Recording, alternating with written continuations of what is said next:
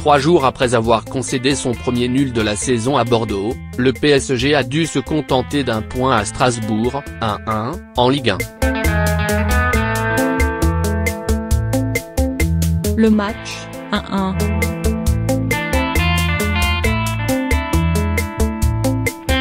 Le PSG traverse un moment difficile. 3 jours après leur premier nul de la saison, à Bordeaux, 2-2, les Parisiens ont de nouveau été stoppés à Strasbourg, 1-1. Un nul mérité, au terme d'un match terne des champions de France. Capitaine pour la première fois, Edinson Cavani a égalisé sur penalty, 70e, après un autre penalty de Kenny Lala, 41e. Paris a fait nul, mais c'est comme s'il avait perdu. Indigent en première mi-temps, il aura été guère plus séduisant après la pause. Le PSG a débuté sans Neymar, blessé, Kylian Mbappé, Thiago Silva et Angel Di Maria, sur le banc, et cela s'est vu. Sa première période s'est résumée à des approximations, de la passivité, et une petite impression de suffisance. Rien d'étonnant, donc, à voir Strasbourg ouvrir le score sur un penalty de Kenny Lala, 41e, après une main de Thilo Kehrer et une intervention du VAR.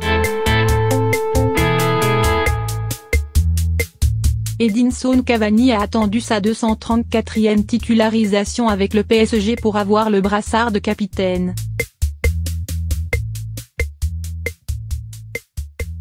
Thomas Tuchel a donc décidé de tout changer, voir ci-dessous. Et Kylian Mbappé a réveillé une attaque parisienne bien triste. L'attaquant du PSG est à l'origine de la tête de Kehrer, sorti par Celle, 50e. Après un but refusé pour un hors-jeu, 57e, et un coup franc au-dessus, 62, Cavani a égalisé sur un penalty provoqué par Mbappé, forcément.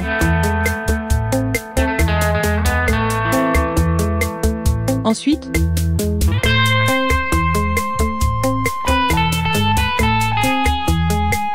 Paris est tombé sur Celle, décisif devant Kehrer, 79e, et Choupo-Moting, 83e. La Méno a bien cru refaire le coup de l'an dernier, quand Strasbourg avait renversé Paris, 2-1, Adrien Thomasson est tombé sur Areola, 90e, avant de marquer un but hors jeu, 90e plus 5.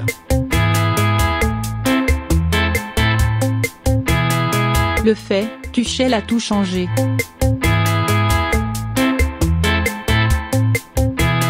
Thomas Tuchel n'a pas aimé la première mi-temps du PSG.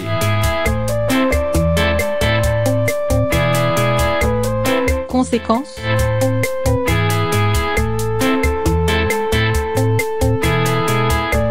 Paris, en 3-4-3 au coup d'envoi, est repassé à 4 défenseurs.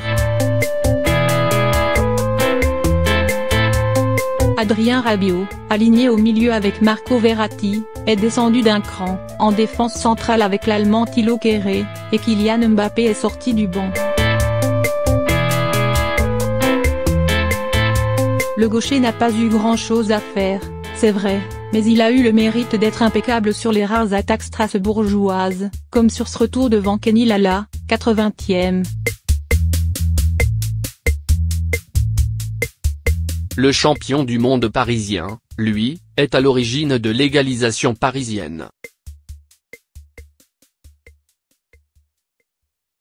Il provoque le pénalty transformé par Cavani, 70e, en feintant Lala.